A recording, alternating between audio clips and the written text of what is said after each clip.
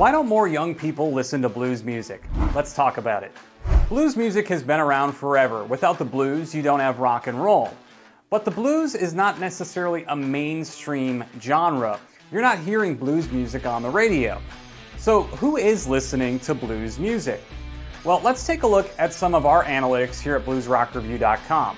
Now, according to our metrics, the most popular demographic on Blues Rock Review is age 55 to 64. Now, if you've been to a blues show, you're going to notice most of the people at a blues show today are generally in this older demographic. Why are there not younger folks at blues shows? I go to several blues shows every year, and yes, there are a few younger people here and there, but I'm in my mid-30s and I'm generally one of the youngest people at these shows. What can be done to get younger people there? Well, I think one of the biggest problems is they're simply not exposed to this music.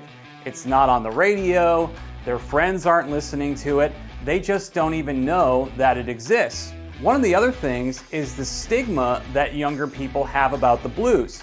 Eddie 9V talked about this. Listen in. Having the right heart in it, man, and I think that's what we're doing. You know, we're not just playing blues, and that's why we don't call it blues. That's what we do, because just the name itself is, it turns off a lot of younger generation, because when they think about the blues, they think about some older dads in a beer joint, doing boom, But there's plenty of blues everywhere, man. Whether it's in John Mayer, whether it's in there's so much blues that people are listening to and that they really love that they don't even know it's blues. And I think the first thing is not calling yourself the blues, and just present your music like it is, and having people come out, and then then just let them decide what it really is, man. So if you're not familiar with Eddie 9V, he's in his mid-20s, and his latest album, Capricorn, went to #1 on the Billboard Blues chart. He came up listening to artists like Howlin' Wolf and definitely has a blues background. Now, if you listen to his music, I wouldn't say he's a straight-up blues artist, because he incorporates a lot of different elements into his music. He's got a lot of soul, he's got rock. But one of the things about Eddie is he has a wide range of influences. And having a chance to see Eddie in concert, one of the things that I noticed about the crowd was it was pretty much all ages. You had people in their 20s, in their 30s, in their 40s, in their 50s, in their 60s. Pretty much every age was represented at his show, which is great. That's what you really want. And so what Eddie is referring to in the video is the stigma that a lot of young people have about the blues. They think about it as their parents' music. They don't think about it as being hip or cool or anything like that. They're listening to country, they're listening to hip hop, electronic music. So the question is, how can we get more of these people to listen to blues? How do we get them exposed to the blues? I had a chance to ask Christone Kingfish Ingram that question a couple of years back. One of the best ways we can get children involved is we just, kind of add some of that modern flavor to it, like hip hop or something. And then if we pull them in like that, then that's when we can, actually sit down and tell them, and tell them about the real deal. And plus also, I just want to be an inspiration and show young people that, hey, we can do this too, and I want to show grown people that, hey, young kids do also have a interest in blues music as well. So what Kingfish said here is really, really interesting, because he said, bring them in with the hip hop and then tell them about the real deal. And so obviously hip hop is definitely appealing to the younger generation, but he's incorporating those sorts of elements to help bring a younger audience to his shows, and that's definitely going to help get more people exposed to the genre. Now the thing is, you cannot be closed-minded to what the blues is. And I think that's one of the biggest issues and problems that the blues has had over the years, is a lot of people kind of have this perception of what the blues is, and if you take the blues in a certain direction, it's no longer blues. So here at Blues Rock Review, we cover a lot of artists who might be billed as blues, but they are taking the blues and they are going in different directions. So it's not just your standard blues. They're doing different things with the genre. They're pushing the boundaries and they're going in different directions. And I think to get this music exposed to as many people as possible, you need to have more of the blues crowd being accepting of this. Now, I think in recent years, a lot of the blues crowd is becoming more accepting to a lot of these artists that are taking the genre and pushing it in different directions. But you can't have a closed-mindedness and say, well, that's not blues, and if they're not going to play it this way, then it's not blues, and forget them. you gotta be more accepting to artists who are doing different things with the blues, because over time, music is always adapting, it's changing, it's evolving, and you have to adapt with the times. And if you want more people coming in, if you want younger people coming in, you definitely have to be accepting of that, and you have to be okay with the music changing a little bit. Now today, there are a lot of young artists playing blues music. Back in the fall, we had a chance to ask Kenny Wayne Shepherd on the Blues Rock Show about the state of blues today and some of the younger artists coming up. Blues music's been around for over 100 years. It has surged time and time again in popularity. There's been times where there's been more productivity in the genre, and then there's been times where there's been less. But it's a continuing force in the music industry.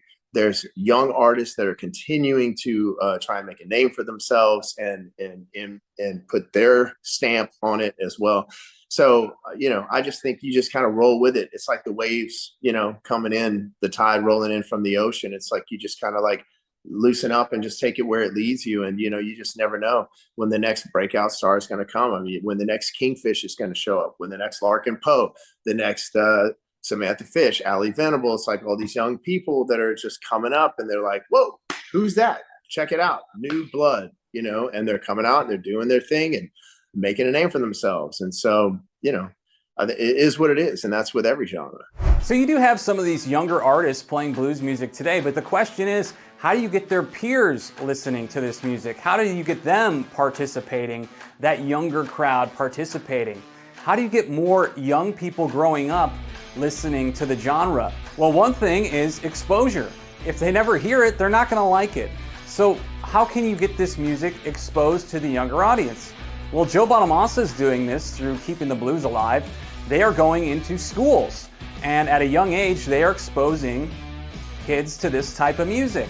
Here's what Joe said about that a couple of years ago when we had a chance to talk about it. We had a guitar program in our school when I grew up, started in the 3rd or 4th grade.